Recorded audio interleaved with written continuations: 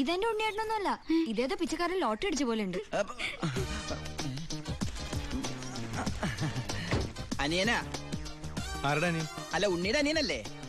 അതെ. ആ, ഞാൻ ഉണ്ണിയുടെ ഫ്രണ്ടാ. ദുബായിൽ നിന്നാണ് വരവ്. എന്റെ പേര് ബിജു.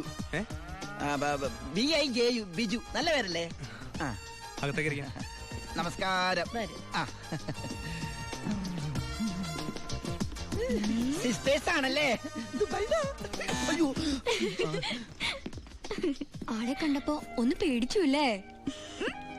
പേടിക്കണ്ട, എന്റെ ഏട്ടൻ നല്ല സുന്ദരക്കുട്ടപ്പനാ. ആദ്യം അനിയൻ ഇരിക്കി. ഞങ്ങൾ ദുബായിക്കാർ ഇരുത്തിയിട്ടേ ഇരിക്കാറുള്ളു. ഇരിക്കി. അച്ഛനാണല്ലേ? എന്റെ മോളുടെ. ഞാൻ വിചാരിച്ചു എന്റെ മോളുടെ ഇരിക്കുന്നു. ഔട്ട് ഹൗസിലെ പുതിയ താമസക്കാരാ. ആ വണ്ടി മാത്രം അവിടെ വെച്ചിട്ട് ബാക്കിയുള്ള സാധനങ്ങളെല്ലാം ഇങ്ങോട്ട് എടുത്തോ. എല്ലാം ഇങ്ങോട്ടേക്കുള്ളതാ. ഉണ്ണി തന്നുവിട്ടതാണേ. ഉണ്ണി വരുന്നതിനെ കുറിച്ച് വല്ലതും പറഞ്ഞായിരുന്നു? ഒന്നും പറയാൻ പറ്റാത്ത അവസ്ഥയാ. അപേക്ഷ കൊടുത്തിട്ടുണ്ട്. അപേക്ഷയോ? ലീവിനെ. വലിയ തിരക്കല്ലേ, ഒരു ദിവസം പോലും മാറിയിക്കാൻ പറ്റില്ല. അവിടെ എന്താ ജോലി? എനിക്ക് അവിടെ ഗോൾഡ് ഫാക്ടറിയിലാ ജോലി. തനിക്കല്ല, ഉണ്ണിക്ക്. ഉണ്ണി അവിടെ വലിയ പൊഷനിലല്ലേ? നിങ്ങൾക്കൊന്നും ചിന്തിക്കാൻ പറ്റാത്ത പൊഷനില്ലേ എന്ന് പറയുമ്പോ ദുബായിലെ ഷെയ്ക്കാ.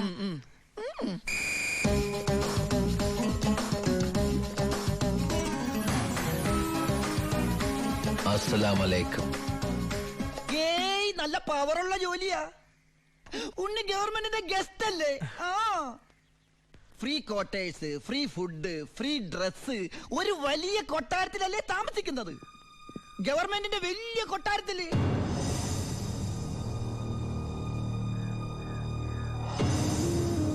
ആ കൊട്ടാരത്തിൽ പ്രവേശിക്കാൻ സ്പെഷ്യൽ പെർമിഷൻ വേണം. സദാസമയം പോലീസ് പ്രൊട്ടക്ഷൻ. ഉറങ്ങുമ്പോ പോലും പോലീസ് കാവൽ. ക്ഷവരം ചെയ്യാൻ പോലും സർക്കാരിന്റെ ബാല്യക്കാരാ.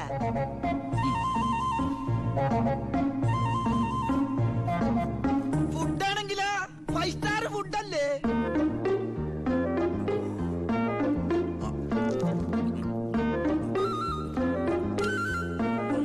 ചിക്കൻ വേണോ, മട്ടൻ വേണോ, ഡക്ക് വേണോ?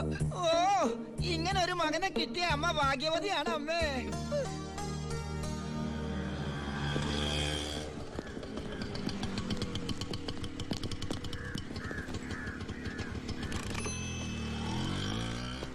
ഒരാള് കേറാനുണ്ടേ. കർത്താവേ, ഒരിക്കലും പുറത്തേക്ക് പോകാൻ ഇടവരുത്തല്ലേ. നമസ്കാരം. ഇവിടെ ഒപ്പിട്.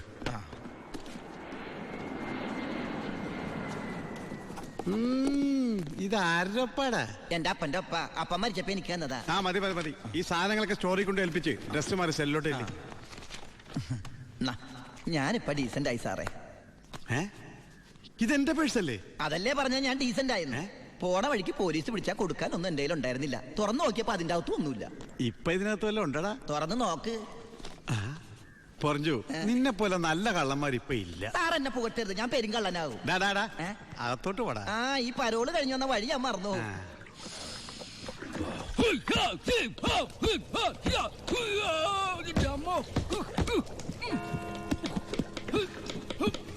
ചപ്പാത്തി സ്പെഷ്യലിസ്റ്റ് എത്തിയല്ലോ. ഹായ് എവരിബഡി, പൊറിഞ്ഞു വന്നു. ഞാനില്ലാഞ്ഞിട്ട് ബുദ്ധിമുട്ടൊന്നും ഉണ്ടായില്ലല്ലോ. എന്തായി? നീ പറഞ്ഞ പോലെ കച്ചി വന്ന് കാശുമായിട്ട് ഞാൻ ഡ്യൂട്ടി പെയ്ഡ് ഷോപ്പിൽ പോയി സാധനങ്ങളെല്ലാം വാങ്ങി വീട്ടിലെത്തിച്ചിട്ടുണ്ട്. ആർക്കും സംശയം തോന്നിയില്ല? സംശയം? ഹേ, ഞാൻ ദുബായിക്കാരായി വിലസില്ലേ? എന്റെ ഹെയർ സ്റ്റൈൽ എന്നെ മാറ്റിക്കളഞ്ഞില്ലേ? ഫേസ് ഇത് തന്നെയല്ലേ, പിന്നെന്താ കാര്യം? എത്ര നല്ല ആൾക്കാരാടാ നിന്റെ വീട്ടുകാരി. നീ എങ്ങനെ ആ കുടുംബത്തിൽ പിറന്നടാ? ഇവിടെ നീ പരമശിവം, അവിടെ ഉണ്ണി ദാമോദർ. നീ പെരുങ്കള്ളനാ.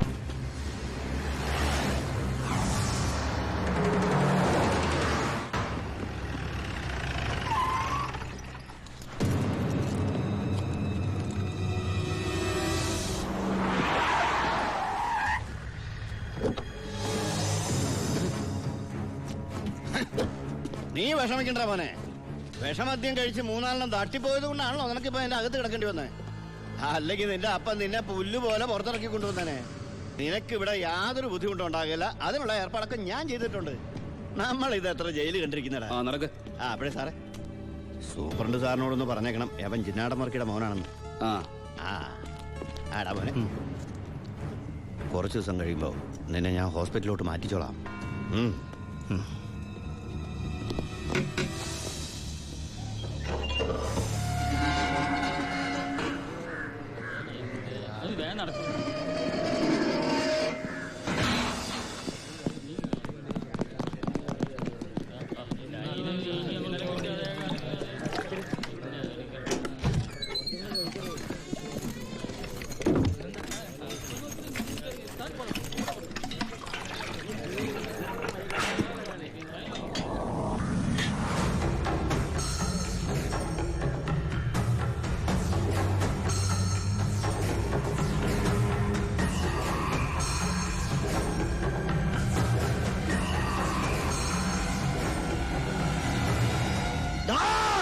ഈ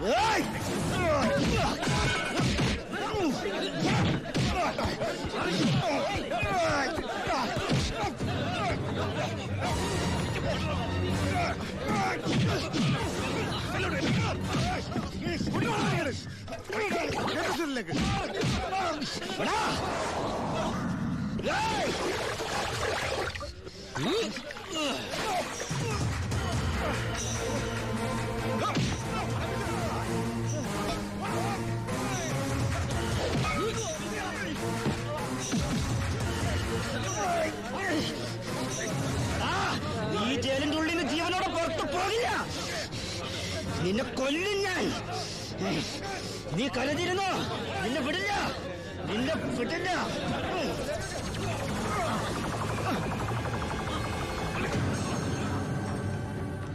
പരമശിവം, സോറി സാർ. എന്റെ മുമ്പിൽ വെച്ചാണ് അഭ്യാസം. പരോളിന് അപേക്ഷ കൊടുത്തിട്ടില്ല. എന്താണ് അവനോട്ട് ഇടപാട്? ഓൾ കേരള ക്രിമിനൽസ് അസോസിയേഷനിൽ അവനും മെമ്പറല്ലേ സാറേ? ഇടപാട് കാണാതിരിക്കൂ. ഛേ, മേത്തൊക്കെ സാമ്പാർ പോയി. ഇതിൽ ചോറും കൂടി വിളമ്പട്ടെ സാറേ? 2 പപ്പടം കൂടി തടാ, പൊടിച്ചു കളഞ്ഞ ഞാൻ. ആരാ ചോറ് വെച്ചത്? പപ്പട ഇല്ലെന്ന് അറിയില്ലേ? മതിയടാ. മതിയെങ്കിൽ മാറ്. അവൻ എന്തിനാടാ നിന്നെ ചവിട്ടിയത്? അവനെന്നെ ചവിട്ടാൻ തോന്നിയിട്ടുണ്ടാവും. അപ്പൊ അവൻ എന്നെ ചവിട്ടാൻ തോന്നിയില്ലല്ലോ. അതിന് നീയല്ലല്ലോ അവന്റെ ഏട്ടനെ കൊന്നത്. നീ ഒരാളെ കൊന്നു എനിക്ക് വിശ്വസിക്കാനാവുന്നില്ല. കേട്ടുമടുത്തിട്ടുള്ള സാധാരണ പ്രശ്നം തന്നെ എന്റേതും. പക്ഷേ ഒരു നോർമൽ ആൾക്കുണ്ടാകാവുന്ന ഏറ്റവും വലിയ പ്രശ്നം സാമ്പത്തിക ബാധ്യത.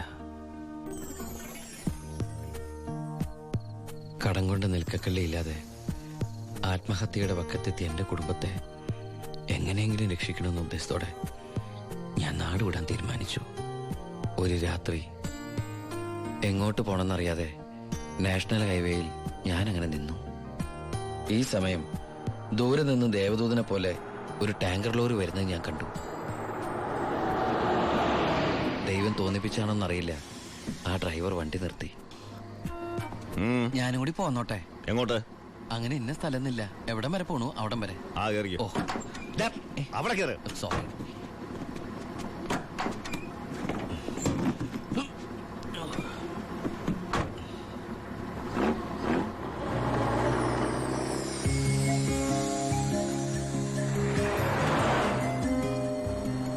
എങ്ങോട്ടാ? പോലീസ് പിടിച്ചില്ലെങ്കിൽ എത്തേണ്ടടുത്തെത്തും. പോലീസോ? ആ, അതെന്താ എന്റെ വണ്ടിയില്? സ്പിരിറ്റ്. സ്പിരിറ്റോ?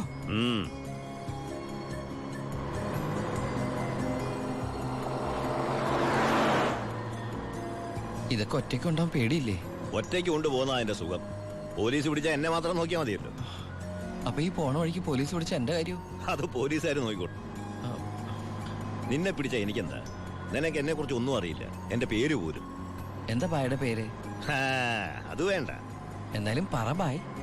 നീ ഇപ്പൊ എന്താ വിളിച്ചത്? ബായ്. ഭായ്, അത് തന്നെ വിളിച്ചാ മതി.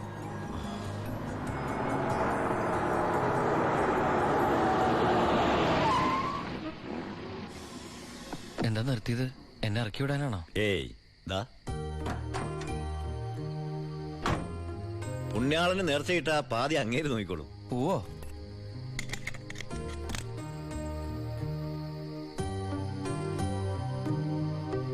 എന്റെ പുണ്യാള, നേർച്ചിടാനായിട്ട് എന്റെ കയ്യിലൊന്നുമില്ല. എന്നെ മുഴുവനായിട്ട് കാത്തോളണേ.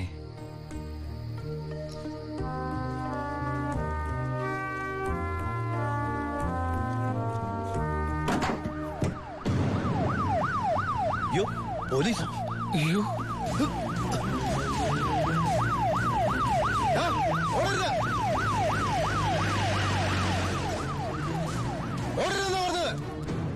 നീ എന്നതാടാ ഈ പറയുന്നത്? ലോഡ് പോലീസ് പിടിച്ചെന്നോ? അതേ മുതലാളി, ഞാൻ ഓടി രക്ഷപ്പെട്ടതാ. ഇതിലെന്തോ ചതിയുണ്ട് ചേട്ടായി. കൊച്ചു മുതലാളി എന്നെ സംശയിക്കരുത്. വർഷം കുറെ ആയില്ലേ ഞാൻ നിങ്ങളുടെ കൂടെ ആയിട്ട്. എത്ര വർഷമായാലും നീ കള്ളപ്പണിയല്ലേ ചെയ്യണത്? കള്ളൻ എന്നും കള്ളൻ തന്നെയാടാ. ഇതേ ലക്ഷങ്ങളുടെ ഏർപ്പാടാ. ബേബി കുഞ്ഞേ, ചേട്ടോ, ചേട്ടാ സത്യം പറ, ഞങ്ങളുടെ ലോറിയിലോട് എങ്ങോട്ടാ മറിച്ചു വിറ്റത്? ഇയാളുടെ മോന്ത കണ്ടാലറിയാം 10 കാശ് കയ്യിൽ കിട്ടിയിട്ടുണ്ടെന്ന്. നമുക്ക് പോലീസ് പരാതിപ്പെടാൻ പറ്റില്ലല്ലോ, സംഗതി സ്പിരിറ്റ് അല്ലേ. ഇവനെ കൊണ്ട് സത്യം ഞാൻ പറയിപ്പിക്കാം. പറയടോ. ഞാൻ പറഞ്ഞത് സത്യം. നീ പറയില്ലല്ലേ? പറയടോ, ലോഡ് ആർക്കാ നീ മറിച്ചു വിറ്റത്? കുഞ്ഞേ,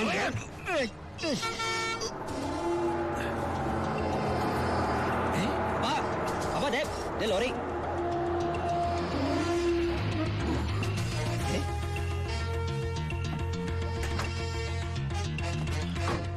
നല്ല ആളാട്ടാ. പോലീസിനെ കണ്ടപ്പോ ബായി എന്തൊരു ഓട്ടോ ഓടിയത്. ഞാനാണെങ്കി പേടിച്ചും പോയി. പിന്നെ RC ബുക്കിൽ അഡ്രസ് തപ്പി ഒരു കണക്കിന് വണ്ടി ഇവിടെ എത്തിച്ചു. എനിക്കാണെങ്കി കാറൊക്കെ ഓടിച്ചുള്ള ചെറിയ പരിചയമുള്ളേ. എന്തൊരു പാടാ ഈ പണ്ടാറ് ഓടിക്കാനായിട്ട്. എന്റെ പുണ്യാളം കൊണ്ടുവന്നാ ഇവനെ. ഇത്രയും കാലം ജീവൻ പണയം വെച്ച് കൂടെ നിന്നിട്ടും നിങ്ങൾക്ക് ആർക്കും എന്നെ മനസ്സിലായില്ല. ചെയ്യുന്നത് കള്ളപ്പണിയാണെങ്കിലും അതൊരു സത്യമുണ്ടെന്ന് വിശ്വസിക്കുന്നവനാ ഞാൻ. ഇനി ഞാൻ നിങ്ങളോട് വന്നാൽ ശരിയാവില്ല. ഞാൻ ഒന്ന് പറഞ്ഞോട്ടെ, എന്നെ കൊണ്ട് കുറെ ഉണ്ടാക്കിയില്ലേ, ഇനി ഒറ്റയ്ക്ക് കൂടെ ഉണ്ടാക്കിയാ മതി. എടാ ചാണ്ടിച്ച. അപ്പാ ഇയാളെ പോണേ പോട്ടപ്പാ. ഇയാളെ ചത്ത നമ്മള് ബിസിനസ് ഇല്ലേ.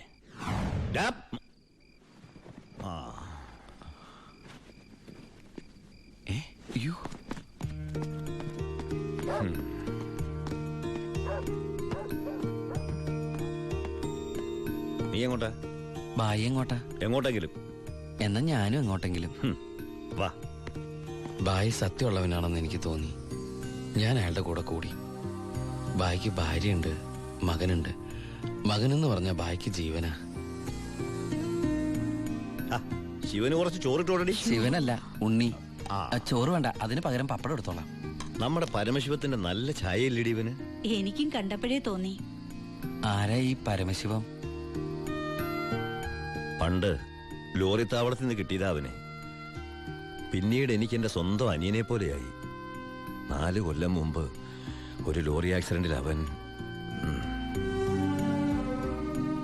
ഇന്ന് വഴിയോരത്ത് നീ നിൽക്കണ കണ്ടപ്പോ ഞാൻ അവനെ ഓർത്തുപോയി. അതാ നിർത്തിയത്. എന്നെ ആ അനിയനായിട്ട് കണ്ടൂടെ? അതിനെന്താടാ ശിവ? ശിവനല്ല, ഉണ്ണി. എനിക്ക് നീ ശിവൻ തന്നെയാ. അങ്ങനെ ഉണ്ണി എന്ന ഞാൻ ബായിക്ക് ശിവനായി. ബായിക്ക് ഈ പരിപാടി സ്വന്തമായിട്ട് തുടങ്ങിക്കൂടെ? നീ വിചാരിക്കും പോലെ അത്ര നിസാരമല്ല കാര്യങ്ങള്. ഇത്രയും കാലത്തെ എക്സ്പീരിയൻസ് വെച്ചിട്ട് ഒരു ലോഡ് ഒപ്പിക്കാൻ ബായിക്ക് പറ്റില്ലേ? അത് പറ്റും. പക്ഷെ എങ്ങനെ കടത്തിക്കൊണ്ടുവരും? ചെക്ക് പോസ്റ്റിലൊക്കെ നല്ല കാശറിയണം. അതെവിടുന്ന്? ഒന്ന് ഞാൻ പറയാം. സാധനം കിട്ടിയ കാശ് മുടക്കില്ലാതെ ചെക്ക് പോസ്റ്റ് എടുത്തുന്ന കാര്യം ഞാൻ ഏറ്റു. അതിനുള്ള ചില നുണുക്ക് വിദ്യകളൊക്കെ എൻ്റെ ഉണ്ട് ബായി. ആ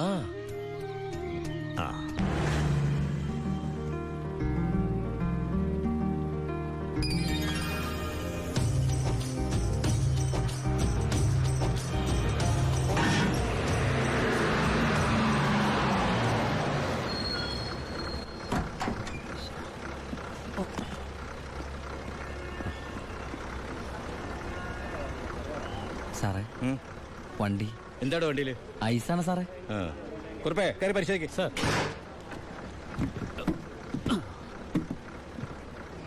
നന്നായി പരിശോധിക്കണോ? സാർ സാറേ പെട്ടെന്നായിക്കോട്ടെ, അല്ലെങ്കിൽ ഐസ് ഇപ്പൊ ഐസ് വാട്ടർ ആവും. സാറേ ഇത് ഫുൾ ഐസാ.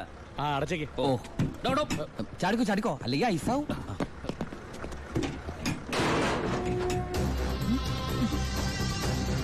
വിട്ടോ വിട്ടോ, വിട്ടോ.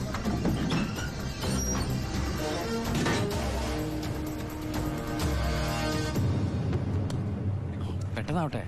ശിവ. ഓ എന്റെ പുണ്യാളച്ചോ, നീ ഇങ്ങ് എത്തുന്നത് വരെ ഞാൻ മുള്ളേ നിൽക്കുകയായിരുന്നു. സ്പിരിറ്റ് എന്തേടാ? ദാ ഇതൊക്കെയാ. ഈ ഐസ് കിട്ടേ? ഞാൻ കാണിച്ചുതരാം.